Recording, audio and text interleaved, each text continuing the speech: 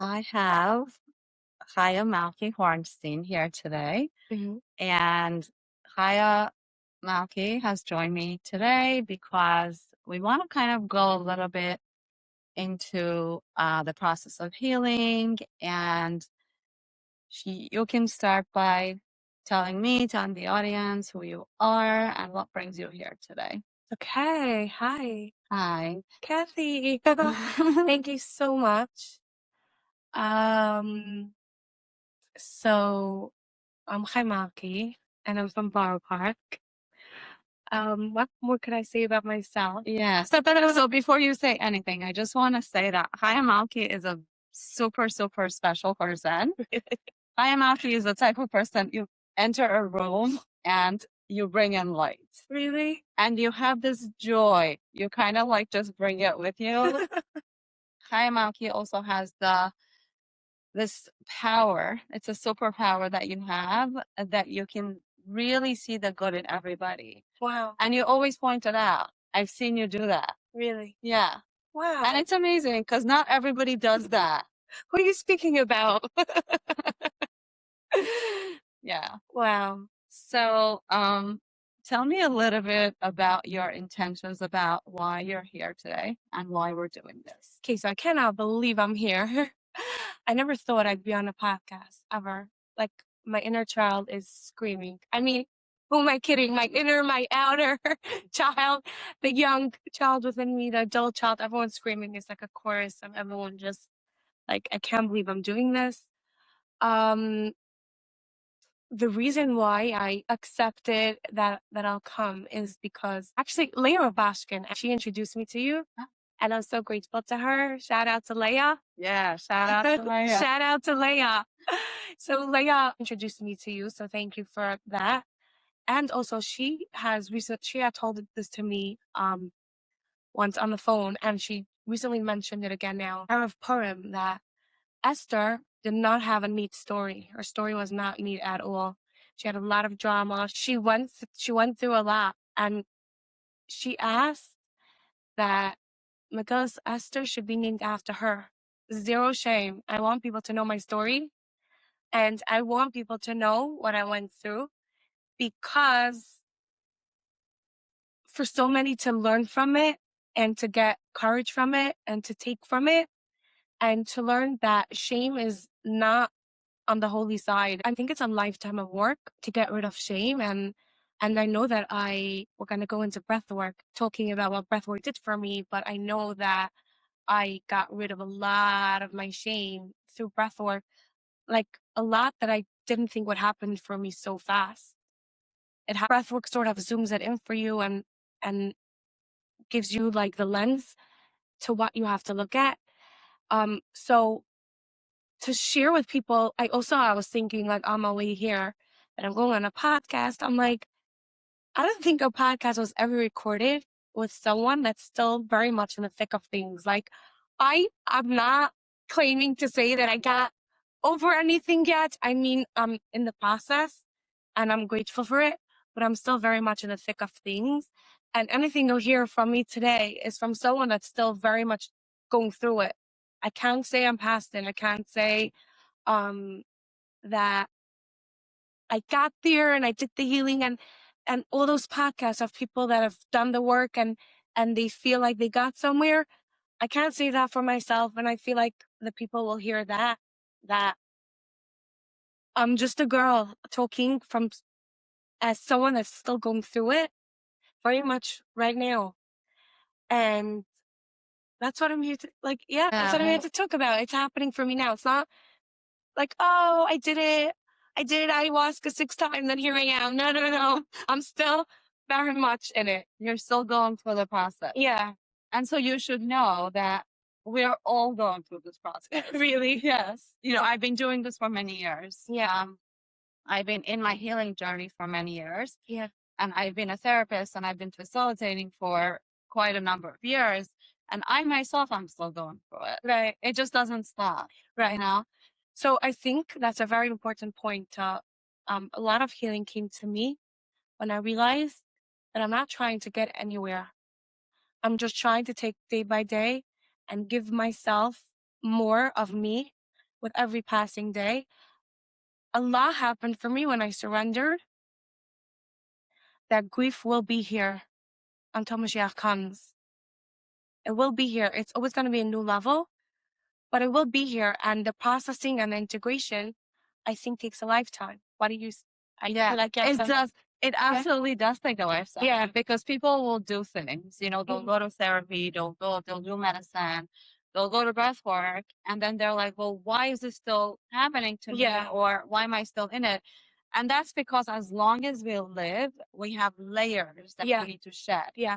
That's how healing happens. Yeah. You know, you do a medicine journey, or you go to a year of therapy, and you get somewhere, right? You get to the core of certain things, and you kind of let go, you surrender, you cry. Then afterwards, there's another layer that's going to come up. Right. And we are a culmination of layers upon layers. Yeah.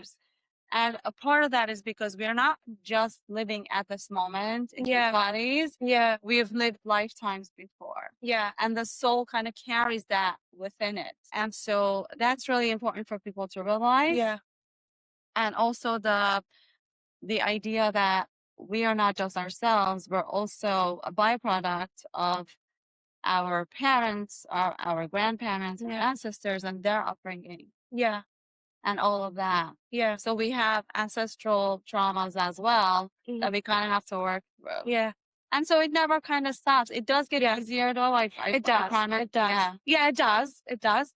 And also, Reb Nachman actually says that sometimes after you feel like you reach this height, like, oh my gosh, I just did breath work and I was so regulated and I was feeling so embodied and I was feeling like I could conquer the world. And oh my gosh, this one situation brought me back to the beginning. Reb Nachman says it's never back to the beginning. It's always, there's level 1, and then we go on to level 2, and the low is the lowest part of level 2. So that's why it may feel like it. Like but you're never back. Growth, there's, there's a score, and we're always climbing levels. Sometimes we may feel like we're like going backward, but that's not what's happening for real. 100% I agree with that. Yeah. And it's not even possible to go all the way back to square one. Because if you actually truly integrate something, you're somewhat healed, then it's not even possible to go back. It's impossible to really regress to level number 1. So I totally hear that. That's why integration is so, so important. For me, I find recently I'm very into this, that it's not about doing more. It's not about doing more. It's about going deeper. And as I said before, it's going to be a lifetime of integration. Knowing what comes up for me in breathwork, it takes a lifetime. It takes a lifetime. Yeah. Do you mind going in a little bit about what, I mean, you don't have to be specific as to what comes up for you, but I do know you based on, that pretense. Right. And so if you don't mind sharing a little bit about... Do you remember the first time I came? I was so scared. Yeah. I was very Do you want to share what you mean when you came? Tell the audience. So the first time I came, I was really, really scared. Like, everything scared me. The first time you came to breathwork? Yeah. Was me? Yeah, with you. Okay. That was the first time I ever did breathwork. Okay. Yeah. So I was very scared. I was like, what's hape? What's cacao? Like, to drink cacao was so intimidating. What am I drinking? Yeah. And did we not have, did we talk about it beforehand? Because I usually talk to people before they come. So good. By the way, in breathwork, the one-on-one time that you give, like when you serve hape, like the people have to come just for that. It's so special. Why do you like that so much? Thanks for asking. I love it. Whenever I tell people you have to come to Kathy's breathwork, I tell them that you have to come for that. You will be looked at like no one ever looked at. The way you serve it with such humility, and you give real one-on-one attention. You give real one-on-one attention, I feel, throughout the breathing. But even when you serve the hape, you're very intentional about it. And I feel like there's no one in the room, and it's like, it just feels so, so super safe. I did mushrooms for the first time, beginning of February. And I don't want to package what happened for me yet. I'm still integrating, but I know that a very big feeling came up for me that I didn't feel safe when I was doing it. It was very scary doing mushrooms the first time, and I had a lot of questions, and I didn't know what it means to be like taking psychedelics, and I didn't feel safe. I remember coming a week later to to Breathwork, and I was sitting there while you were serving hape, and I'm like, oh, I'm healed. I feel safe again. I literally needed to come back to that space to feel, Interesting. oh, I feel like I landed then. So are you saying that it creates a safe container for you? 100%. Interesting. 100%. So breathwork, I did it the first time. I did it the first time with you, I think back in September. Something that came up for me that's very interesting that came up to me in my first breathwork ceremony. I didn't even ask for it. And I feel very passionate about this subject. I think it's very powerful, and I want to hear what you have to say about it. I feel like it's very powerful. So many of us are denying ourselves from the fact that healing within our community is very precious and very much needed. So many people had issues with the community not understanding them and not seeing them, and they look to run. Yeah. And I get it, zero judgment. But to heal within your people, Yeah. that's very powerful. Yes. Especially for people that have actual trauma that was kind of imposed on them or in a way introduced to them by those same very people. Yeah. Yeah. And so that's why a lot of people kind of run away. Yeah. And they'll take healing elsewhere. Yeah. You know, they'll go to like non-Jewish communities, or they'll go to like, they'll find an ayahuasca ceremony in the middle of the jungle where they don't know anybody. Yeah. And a big part of it is because they don't want to be judged by their own. Right. Because there is judgment, although a lot less now, a lot less judgments, because so many people are doing this work now. Right.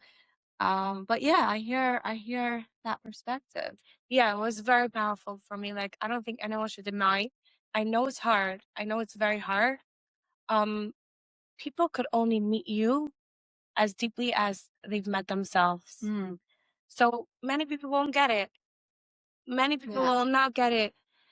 And so that's why I have zero judgment, for real.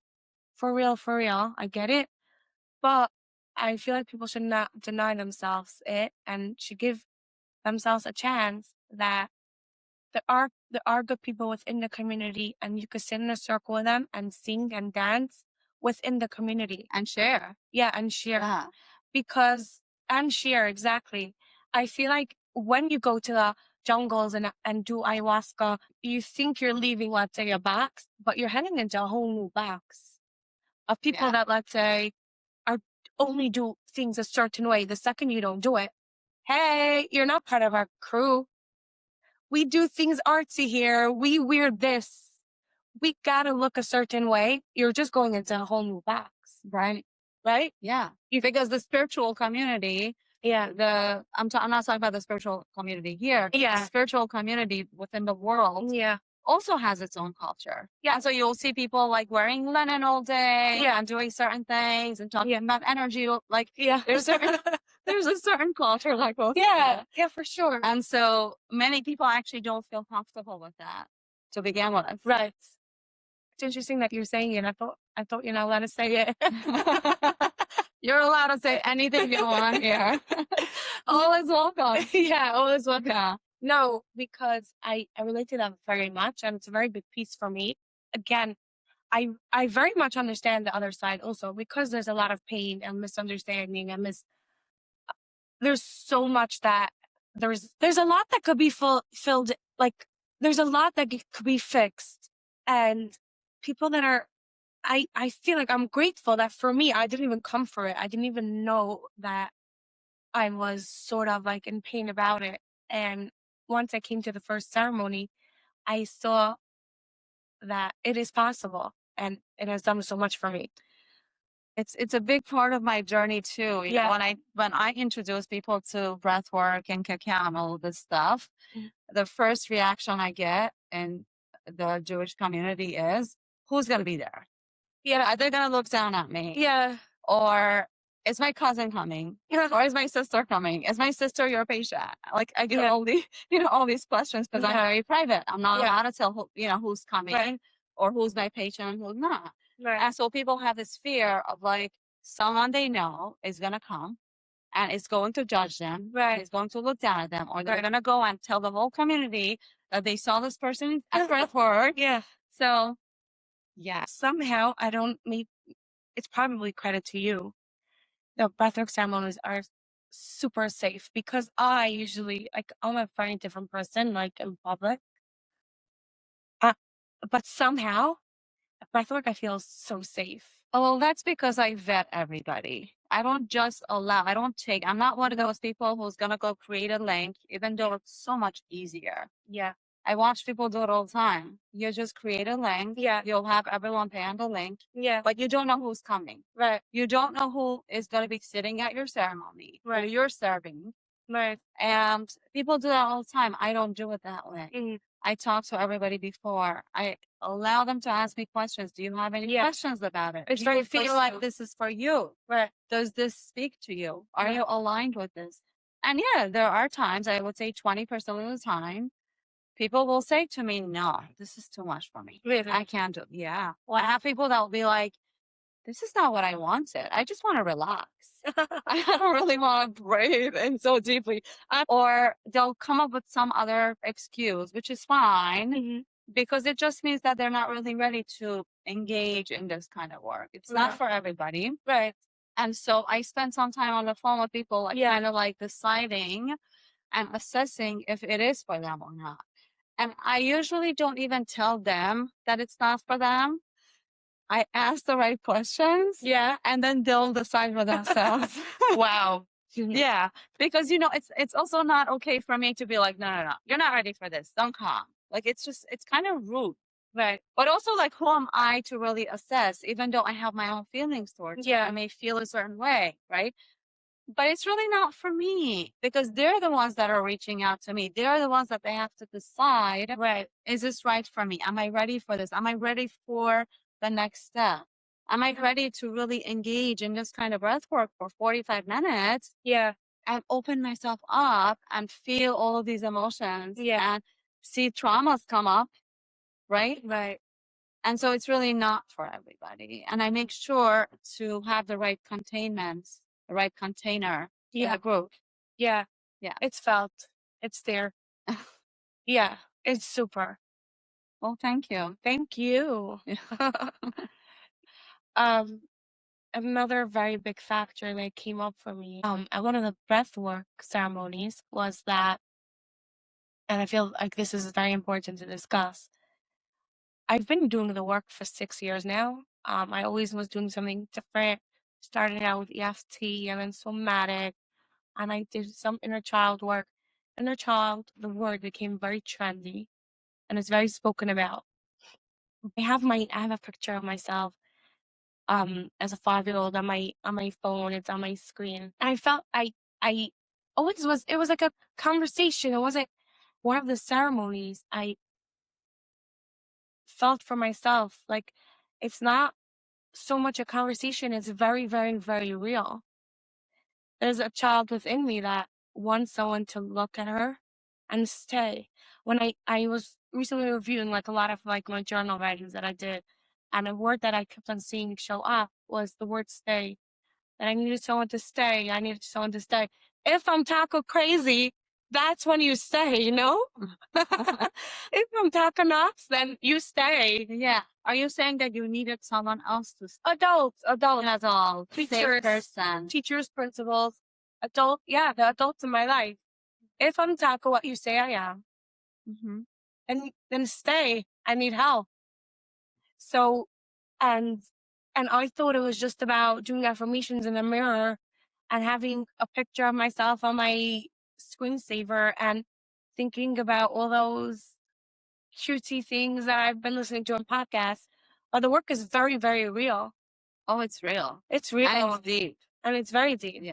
I was talking inner child. That is very real. It's not trendy. It's very secret and it's precious. I wouldn't even say inner. What do you say? Like, I don't even think it's inner child. I think it's inner children. Well, so the way that I see it Yeah. as someone who does IFS work, Yeah. the way that I would see the inner child is almost like you're looking at a parts. It's kind of like a Yeah. part within ourselves. We have different parts within ourselves. Yeah. And some of these parts are what we call the child parts, like the Mhm. younger child parts within Yeah. ourselves. So that's how I would see it. But some people will see it as an actual child or a teenager, Right. right? Or an infant. So every person really has their own definition. Yeah. Some people are very visual.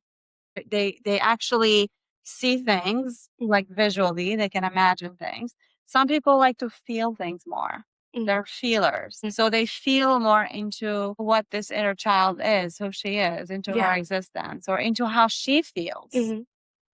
Not just how they see her, but also into her feeling. They know her based on her feelings, not just how she looks. And I think when you access those parts and those children, let's say, you get let into the world and you see how much is going on for them and how much is still very much alive for them. Right. How much how much is still very alive and how much really needs integration. What I've been trying to do lately is literally to give every one of them a seat at the table. A leg rest and an arm rest and a whole plate, like you got a place at this table. And I want to hear from you what it was like.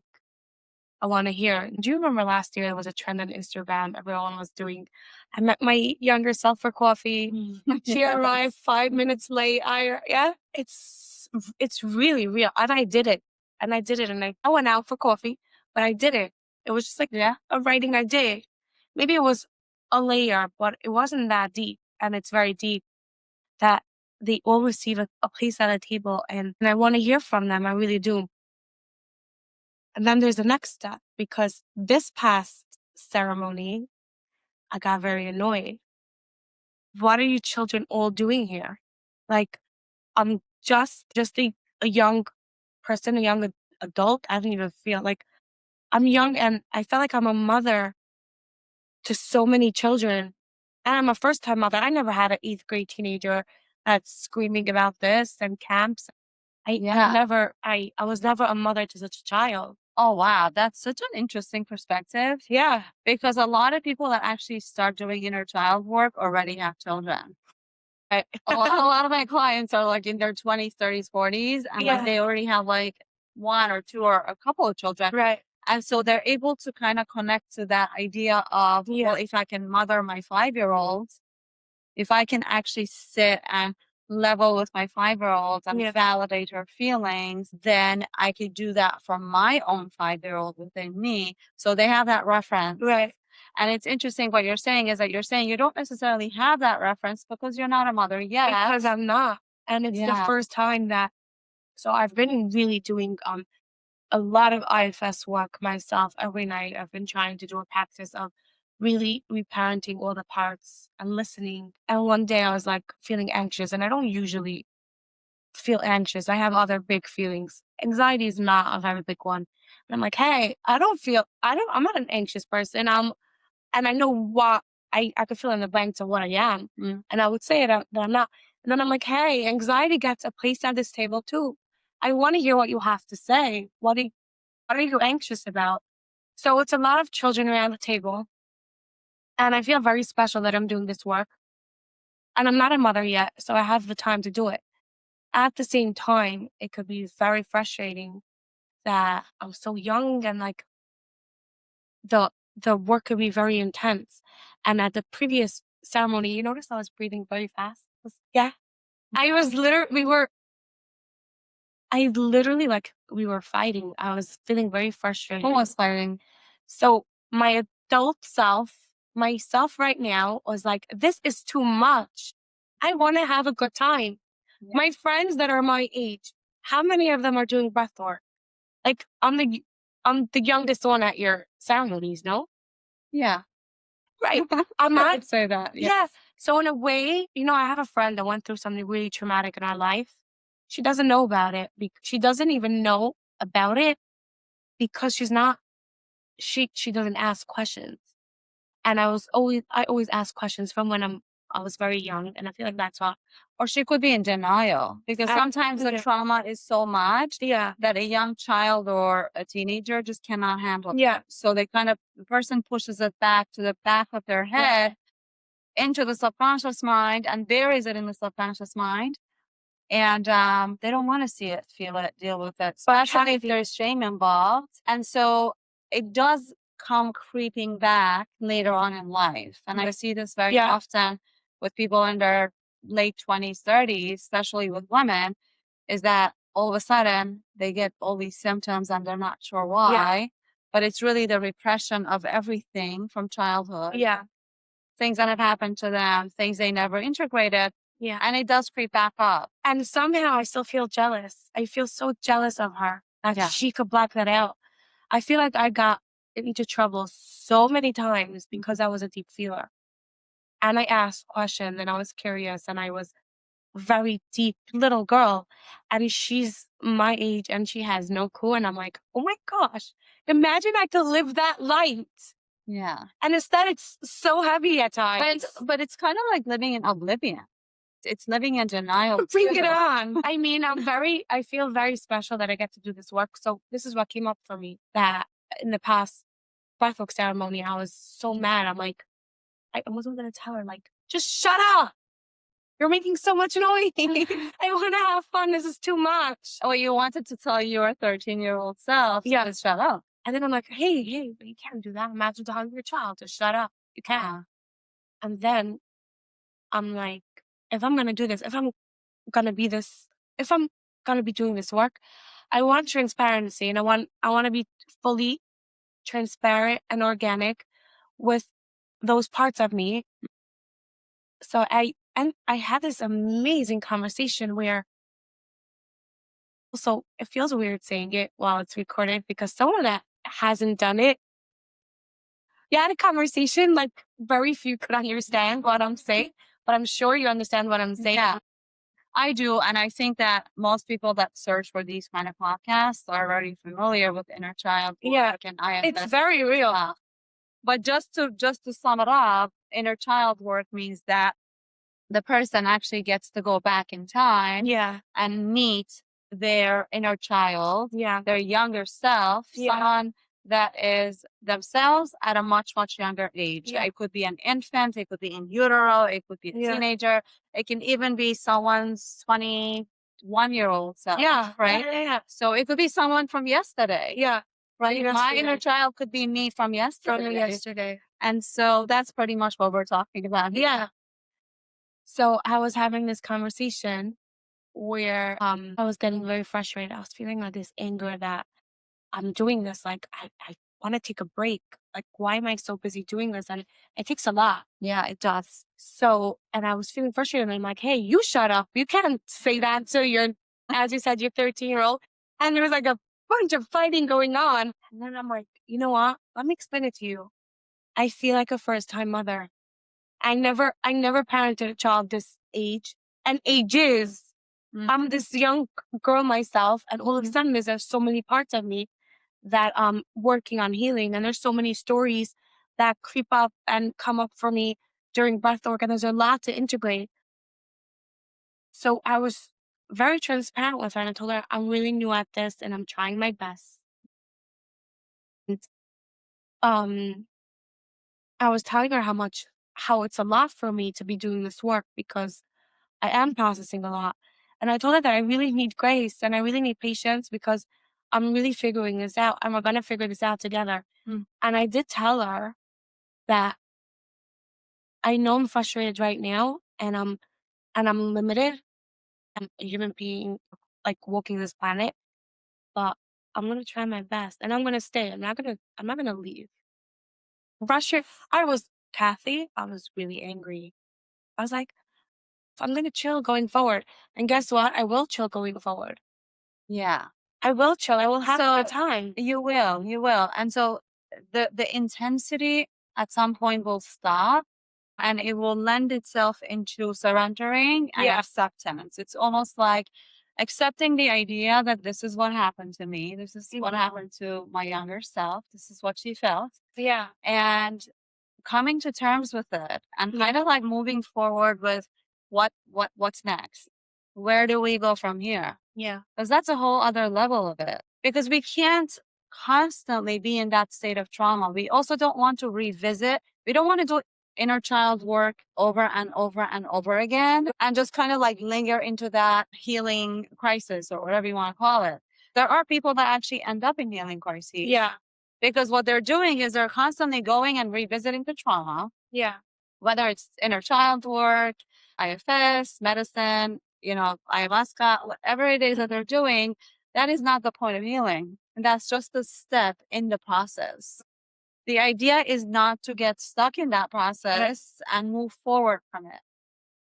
And that is definitely a process of its own. Yeah. And it has its own stages. I do promise that it will get easier and lighter as for you go sure. on. I've seen it getting lighter. I'm not saying I don't believe it's gonna get better. What I'm saying is that it's deep work and to just be patient with all the parts. And for my younger self to also be patient with my adult self right now, because I'm only learning. And what's coming up for me right now is that my therapist, actually, shout out to her, she says something very good. She says, when you feel like you're healing too much, pause and live. When you feel like you're living too much, pause and heal. When you're in survival and you're just busy cooking, Pesach list coming up, stop, take a break and be there for yourself. Be there for yourself. When you feel like you're healing too much and you're in that crisis that you're talking about, take a break and live. Rav Nachman says that a person should dance at least once a day. Now that's a ceremony to whatever you're feeling. I made in my practice a day after mushrooms. I was so miserable. I was just crying through my apartment on my voice. I was miserable. But I have this practice of dancing to one song a day. And it's amazing that the human experience could experience the paradox. I was in so much pain, but I danced to one song. That's beautiful. Yeah. And I think dancing, I've done podcasts on this, and this is what I live myself. Yeah. I'm a dancer too. And so dancing is really about dancing with life. Yeah. Like living through the process of it. It brings us out of that stuckness, whether it's emotionally, physically, spiritually, it does bring you up. And there's a reason why, all of a sudden Tzaddikim talks about dancing. The idea of Hasidus, right? Yeah. It's about dancing around the Torah and dancing around the Rebbe. Yeah. So it's just as important. I feel like dancing is integration for me. For me too. Yeah. It's integration. I could be feeling, I really made it a practice. I could be feeling horrible and down. And I put on that one song. It's my homework. It's my integration. And I dance it off. And I dance it out. It's a good release too, because the body does hold on to those emotions. And so what you're doing with dancing is you're releasing it as you're moving. We are not meant to be sitting. Healing is not about sitting and talking and rehashing the same trauma over and over and over again. Yeah. Healing is a somatic experience. It should be, because we are humans and we have a body. And in our body, we store emotions and traumas and feelings. And so dancing, yoga, dancing, any kind of somatic movement is there to help us process and integrate. Yeah. Very much needed. Very much. For me, for sure. Yeah. And, I have this friend that she really wants to get married. And what can we do for 40 days? What can we do for 40 days? Can we say, tell them for 40 days? And the last time I told her, what I could do with you for 40 days, I could dance for 5 minutes. It's just as powerful. Let's dance every day for 40 days for 5 minutes. Yeah. Dance our ways to our weddings. 100%. The best time for me to manifest anything is during dance class. Yeah. Believe it or not, I literally, because when you are dancing away and you're in a good positive mood, that's when the universe will send you whatever it is that you need. Yeah. That's when you're actually manifesting. We don't manifest. We manifest energy. So positivity catches on to positivity. When you're in a good positive mode or mood, that's when you are kind of like attracting positive things into your life. That's when the positive thoughts come, the positive feelings come, the serotonin, the dopamine, all of that stuff kicks in. And that's when you're actually leaning into what it is that you want to create. You're creating. Yeah. Yeah. A lot of It's very powerful, and it did a lot for me. And I learned to dance actually also at your ceremonies. The dancing afterwards. It's like, woohoo! I love it. Amazing. It's amazing. I'm talking, the ceremony encompasses it all because I get to cry it all out. And then there's the Batitchevernigan. But then you cry it all out. That's like everybody cries at that song. I've had Jews, non-Jews. Really? I've had every single one be affected by that song. That's so because it's very soulful. It's very soulful, and it's really is deep, and it's about deep rooted, seated trauma and grief and pain, which we all have. Doesn't matter if you're a Jew or a Gentile, we all have that. Yeah. It's just a part of who we are as humans. Yeah. And so that song really does get us. Yeah, that song is very special. One of my favorite. Yeah. And also that song also reminds me that we have the strength to lean on the people from our past, like our rabbi and our grandparents, to lean on, like we're not doing this on our own. Meaning, I feel like sometimes we forget that we have the basics. We have the basics. Let's say, like Reb Nachman was a huge part of my healing. People don't know. You don't have to go to the African jungle. I mean, go ahead if it does something for you. Oh, am I going to get into trouble for saying this? No, you're not going to get into trouble because I think you're trying to make a point, although the jungle has its own energy. Yeah, for sure. For sure. And I'm not saying maybe. And by the way, the people in the jungle also have yichus. Like they really have their lineage. Yeah. And within that lineage, there's tremendous amount of healers and healing that happens through their ancestry, through their practices that they have done for thousands of years. Yeah. So we Jews are not the only ones. 100%. Not. We're all Hashem's people. We're all Hashem's people. But to go back and to your point that you were just trying to make. Yeah, that we have healers. Reb Nachman understood depression, experienced that. He spoke about it so much. Speaks about a broken heart versus depression. There's answers. We don't have to go find it elsewhere. If you'll just look in your backyard, it's right over there. If it didn't work for you exactly where you're coming from, you can find it. There's others. It doesn't finish just where you grew up. I didn't grow up with Reb Nachman. I was listening to a Tisha B'Av summit by chance of someone, and there was a rabbi giving a lecture, and he teaches Breslova Svarim, and I, Baruch Hashem, got in touch. I never even came looking for it. Never, and it just happened for me 2 years ago, and I'm very connected. These past 2 years, and I'm very lucky. Reb Nachman was a healer in my life.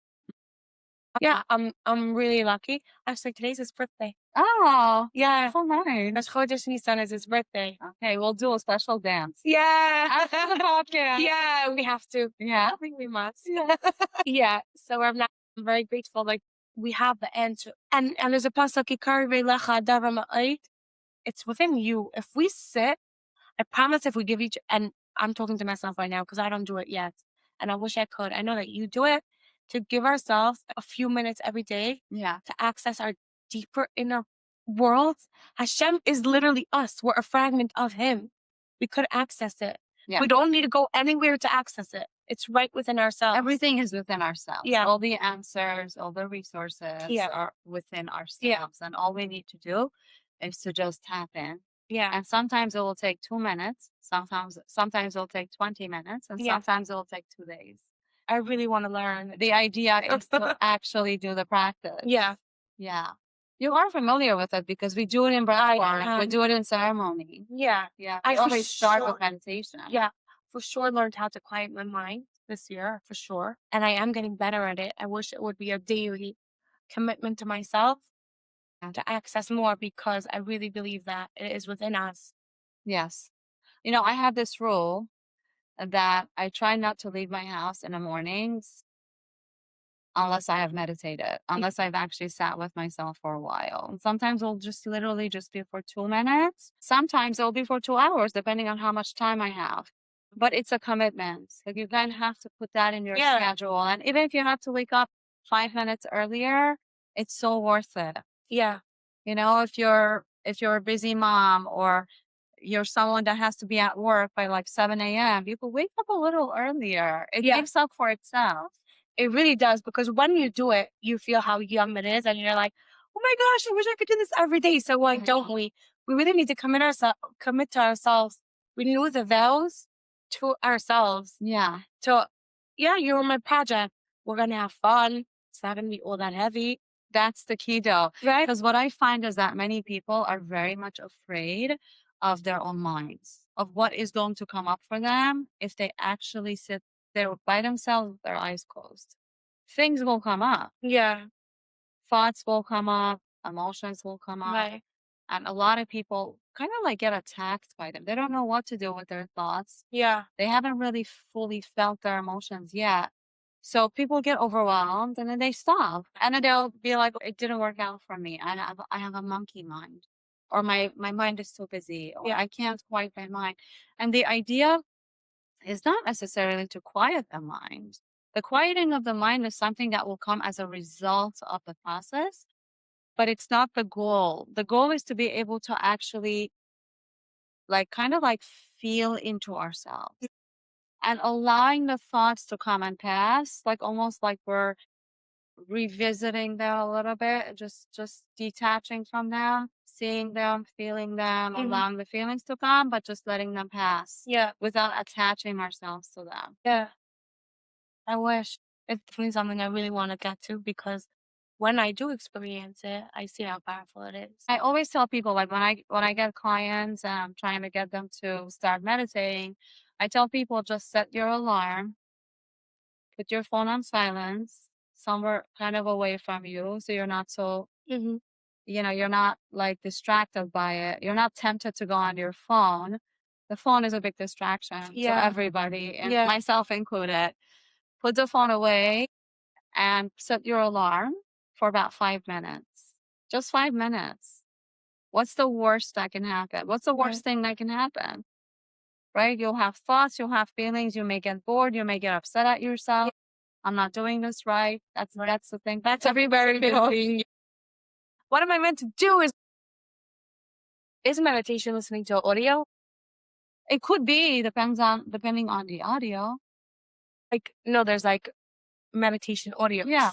I mean, people start out that way. I started that way. Actually, that's not true. I started with transcendental meditation. I took a course. And then at some point, I kind of grew out of that. Then I started listening to audios. And those audios, some of them have breath work in them, some of them don't. They're just somebody talking. But then I found that the best way to do it is to just sit with my own self privately. But from time to time, I will listen to audios. Yeah. I've experimented with so many things. Right. No, I was never sure if listening to audio, if that's cheating or that's meditation, because that I do a lot of. So you may want to kind of do that, but then towards the end, turn it off and just sit with it. Yeah. And notice what comes up for you. I love it. I love it. Yeah. It's very much about filling yourself up with yourself. Not in a not humble way, not with ego. Yeah. Fill yourself up with yourself. You have everything within yourself. And again, I'm talking to myself because I'm very much in the thick of things. To fill yourself up with the pleasure that is you. You're a piece of Hashem. You're a fragment of Hashem. Yeah. If he didn't need you here, you wouldn't be here. Yes. Right? And so a lot of times we reach outside of ourselves. We're always looking for mentors and teachers and rebbetzins and rabbis or the next breathwork group or the next ceremony. Yet we have the power to actually have our own ceremony every day, all day long. All day You don't long. have to be in ceremony to be in ceremony. Yeah. You can have a relationship with yourself so deep Yeah. that you no longer even need to listen to something, or you wouldn't need to necessarily go to a ceremony every week or every other week. Yeah. At some point, that's what we want. We want to be able to lean into that. That's the goal. I think you once posted a video of someone saying that everyone's into plant medicine and everyone wants to do until it means going to sleep on time, eating healthy. My therapist, shout out to her again, Divi, she says, a cucumber is plant medicine. It's from Mother Earth. It's plant. I have a very hard time eating healthy. And I'm trying to learn. Food was always my enemy because it was something I always ran to, and I put up a lot of weight that I'm trying to lose. And food was always like, the second I was finished eating, I'm like, why did I just eat it? Why did I need it? What? So I'm trying to become more aware of eating healthy. A cucumber is plant medicine. Eating healthy, taking care of your body, right? Yeah. Eating healthy, taking care of your body it's huge. It's a must. It's a huge part of it. Yeah. Because our bodies are sacred. Yeah. Your body is your container. It's your vessel. So if you're not necessarily taking care of the vessel that's carrying you, and you're not feeling your best physically, then you can't necessarily do full emotional healing. Right. You kind of have to go about it from all different aspects. Right. So definitely eating is a big part of it. Right. Eating habits, what we're eating, how we're eating, the awareness around food and how it fills us. Because many of us, myself included, we really are eating to feel something within ourselves. Sometimes it's a void. Sometimes it's a lack of love, lack of recognition. Yeah. All of that we have to be mindful of. And that is a big part of healing. Yeah. Sure. Nachman actually says, before you want to work on your soul, start with your body. Yeah. He says a hole in the body is a hole in the neshama. So I'm learning, like I wasn't into it for so long, and I'm learning to work out and to eat healthy. Ceremony right here in my home. Yeah. I don't need to go to the jungle. It's right in my house to try to eat healthy, to take care of my bedtime, to take care, yeah. It's my baby that I'm raising, as we've said before. Yes. And to take the best care, to like really respect myself by making the right choices. And it's very hard because I don't have the nature of discipline. I'm way more to the other side. I'm way more chesed than gevura, so I'm trying to learn. Discipline is a very big thing for me. I'm really trying to learn. Like, there's no rules in my house. Phone outside the bedroom at night. No phones in the bedroom. I'm really Is that your rule? Yeah. Oh, cool. Yeah. Yeah. I'm really trying to stick with that rule. I'm really trying to implement healthier choices. Mm-hmm. The question is, are you disciplining yourself? Like, you're punishing yourself? Is discipline coming from a place of hardness, or is it coming from a place of love? Right. So thanks for asking, because I'm always curious about it. I never know, let's say, remember we discussed the donut? Yeah. I'm so happy to give myself the donut. I'm so happy. But is that the right thing for me right now? I wish I could chill on the phone with my friends till like the hours of like in the AM hours. So I'm trying to figure out the balance of letting myself have the donut when I can have the donut and when to say no to the donut. It's something that I'm really trying to figure out because I want to spoil myself. Yeah, the donut, I get the coffee. Yeah. Splurge on yourself, but I'm trying to make healthier choices. Yes. So we love our children. I'm going to speak to you as a mother. Yeah. So I love my children, and I love to spoil them sometimes. I'm also more on the festive side. Yeah. So I get it. I'm a Pisces. I'm a giver. I'm soft. I'm not a disciplinarian type. Yeah. My children know it. I'm those who, if you know me, you know it. Yeah. Yeah. And so what happens is that we kind of like get into that mode of, I'm just going to give, and I'm just going to take in. Right. And so, so I also have a tendency that I just want to constantly give and I want to spoil. Yet there's a part of me that knows that it's not necessarily good for my children to be spoiled all the time. Because children also need discipline. They also know what's right and wrong. They also get limits and boundaries. And so I kind of want to do the same thing with myself. So just like I'm not necessarily spoiling my daughters all day long. So I allow myself to spoil them once in a while, here and there, but I have to be super careful that I'm not doing it every day. Right.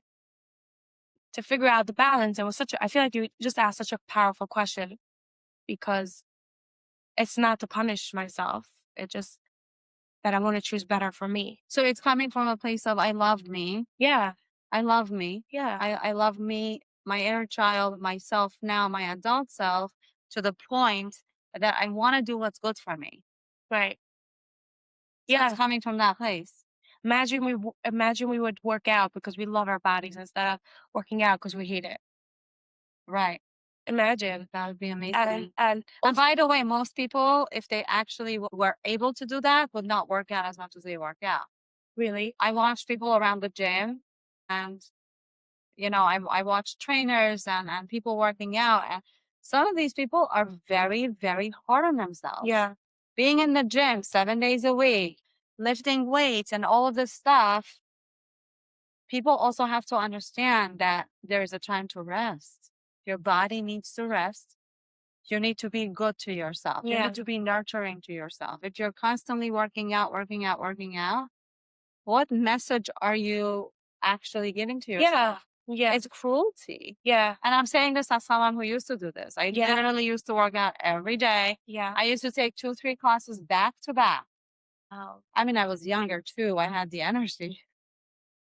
But even now, like even if I did have the energy, I'm learning how to tune into balance, and I'm yeah, learning how to tune into that part of me that needs nurturing, yeah, that needs calmness, yeah, that needs some stored energy. yeah, I don't want to give away all of my energy. yeah.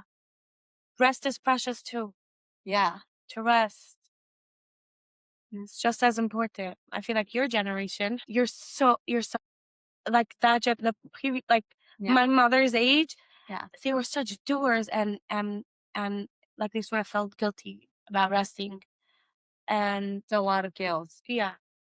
Um so to know that rest is just as important and just as necessary. It's interesting that you're saying guilt. What's coming up for me that I want to share. Recently I've been trying to say thank you so much for guilt, also for food and guilt. Guilt. I was so angry at the guilt. I had so much guilt and guilt. Thank you so much, guilt. You kept me on a path. I'm ready to let go of you now.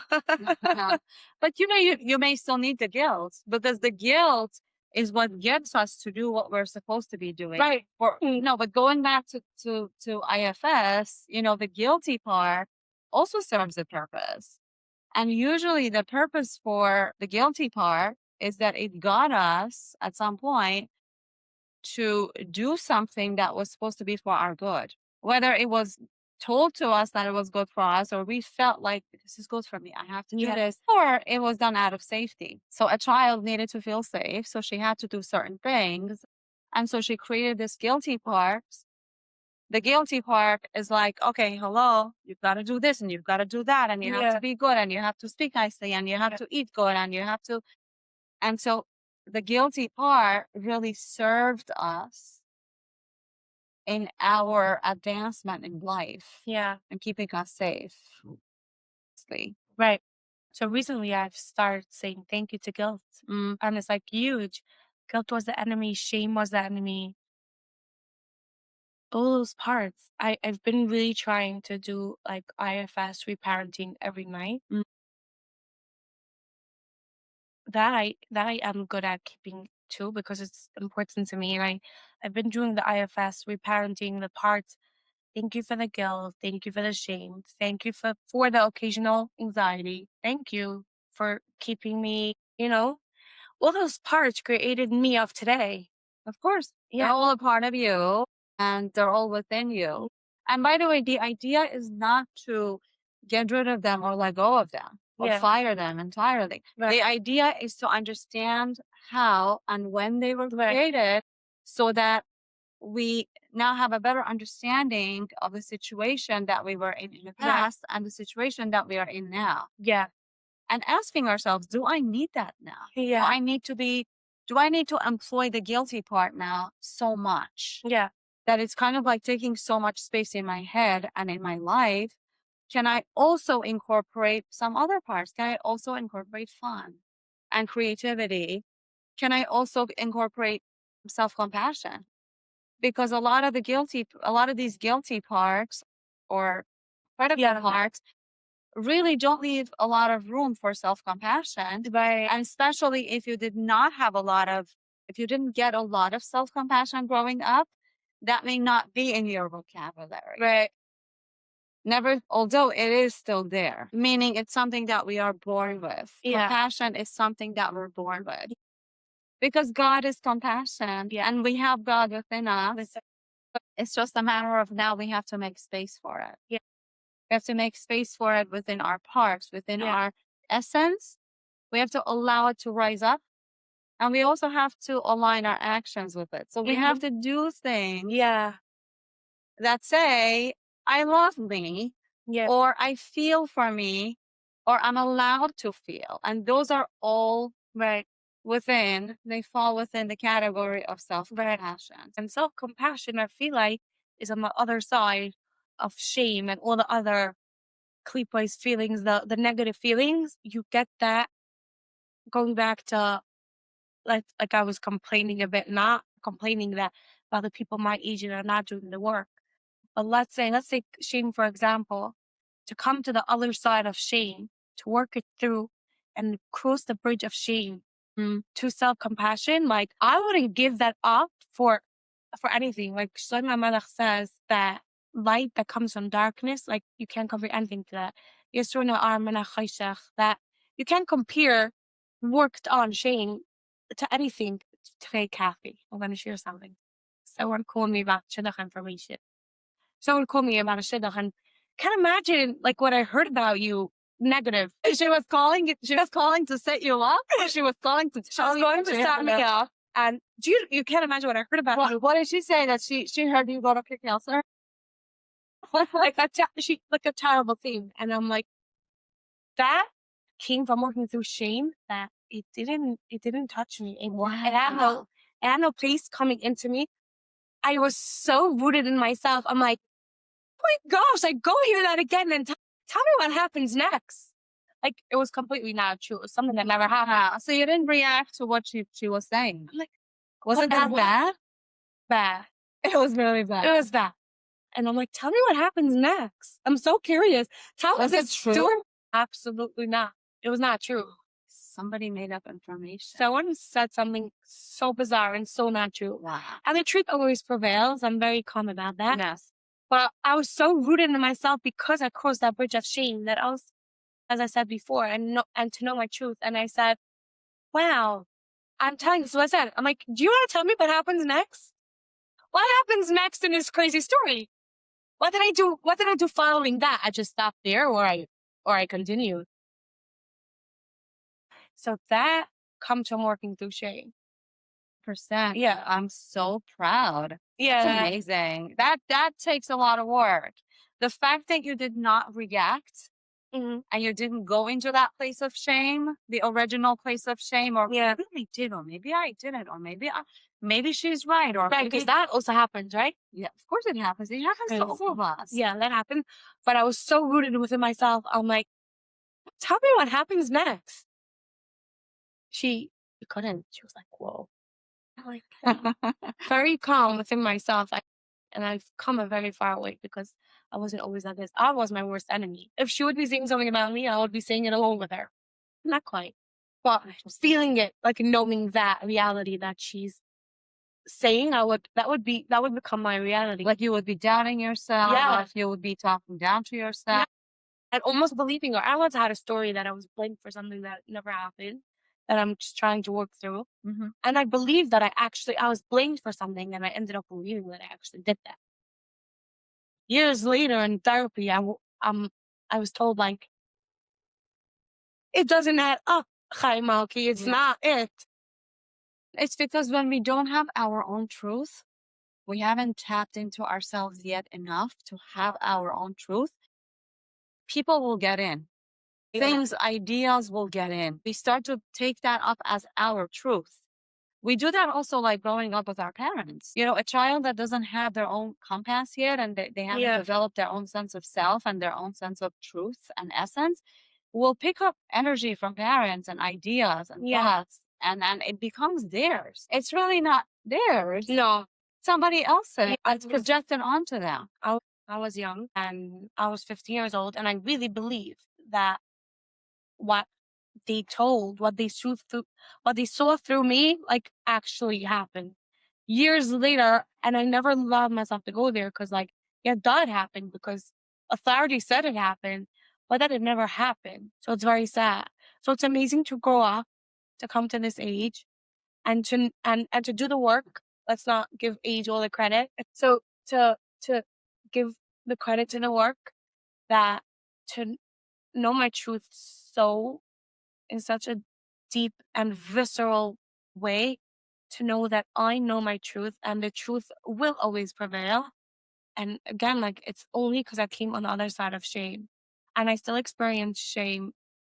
Sometimes I could feel it in my face. I could feel it very somatically, and it's awful. But to come to the other side, like, it's just amazing. It's amazing. Beautiful.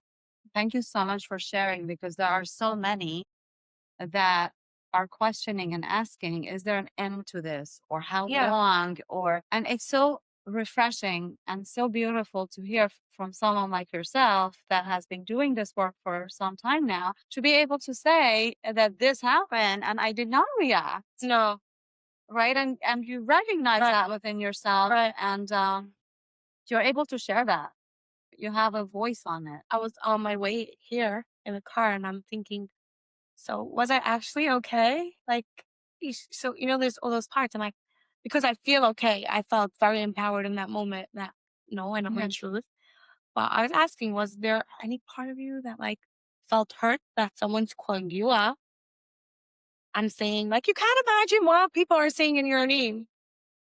Like, I have to sit with myself for longer and see, like, if there's right now, I'm not feeling it. I feel very sure of. I was laughing. Like, it's hysterical. Yeah, it's beautiful when you get to actually laugh about something. That's nice. But Yeah. also, when it comes to shadow work and mirror work, there's this understanding that whatever is shown to us, whatever is portrayed from the outside of ourselves to us, is mirroring something back within ourselves. Yeah. So the fact that this woman calls you and says these things about you, is it possible that you may still have some very, very little parts in there that may be doubtful? Oh, wow. That may be questioning yourself, right? Because Wow. this is what the world is. We live in a matrix. We live in a place, in an environment where everything is being shown to us from the outside of ourselves. And our work, our real work, honestly, is to get to see what is being shown and recognize if we have resonance in it within ourselves. Because if it's being shown, that means there's still something there. Yeah. And so all we need to do is take that as a sign and work through it. And if it's being shown in a very, very harshly triggering way, that means that it's a big part of us. And it's an area which we have to work through. If it's shown in a very small way where you can actually be like, oh, that's funny. Yeah, it just means that you have already worked so hard through certain things. And there may still be, and it could be that the universe is kind of testing you. Hi, Malky, let's see if you still got this. Let's see if the shame is still there. Right. And you're like, okay, Yeah. I got it this time. Yeah, you got it this time. And then you continue to do the work. You're still asking. You're driving here, you're coming here, and you're like, is it actually bothering me or not? And if it is bothering me, what is actually coming up for me? And it could be something as big as this, which is big. Yeah. When you're in a world of shit, and this is big. That is an eye that. Yeah. Or it could be like, for example, going into my Zumba class, and two people are fighting over a spot, right? That happens. And I'm getting involved, and I'm feeling a certain way within myself. I'm feeling angry. I'm feeling injustice. I'm feeling like someone's like coming into my territory now, or someone's taking my spot, and the other person's feeling the same way. And so this is what's being shown to me. And now I have to take a step back and be like, what is going on within me? Which parts of me I have to see and feel into and heal within myself that is being shown to me now? So if I'm being triggered in a major way, that means there's stuff that I have to work through. But if I'm able to just kind of laugh it off and be like, hey, peace unto you and love unto you, and you get to make peace with it, then the job is almost done. Right. Everything's an invitation to yourself. Yeah. To go deeper and to get to know yourself in a deeper way and to become your best friend. What you wouldn't say to your best friend, you cannot say to yourself. I love that. You Yes. cannot. You cannot. To eradicate all hate. Last time, the last breathwork ceremony was on Reb Elimelech Siyartze. And he has in his tefillah, he says, eradicate all hate from my heart. And I was thinking about it. Eradicate all hate, period. Not so like on others and for myself. All hate, period. Out now. Tchametz, out. All hate within me and all hate within my periphery and all hate within the world. Yeah. That's like the ultimate. Yeah. Beautiful. Well, yeah. Thank you so much for being here. Thank you. And sharing so much of yourself and stepping up and speaking up about your healing journey and everything that you've shared. I want to share how appreciative I am to you. Oh. I love you so much. You really opened up so much for me. You're a real emissary of Hashem, a healer. So yeah, I'm telling you, so many are gaining in those breathwork ceremonies, and it's such a safe container, and it has done so much for me, opened up for me. Every time, it opens up something so big that I didn't expect. Like, for me, it has been more powerful than psychedelics. Wow. Yeah. That's amazing. Sense. Thank you for sharing this. Yeah. And I really, really appreciate it. I feel it in my heart. Yeah. And I'm going to take this as a sign from above that I'm going to continue doing this. Yeah, please. Please. Yeah. Yeah. And I only hope to be you're a real for the lights. Yeah. And for everything that's good to come. Yeah. So grateful. I'm so grateful that I got to meet you. Thank you. Same here. It's my pleasure.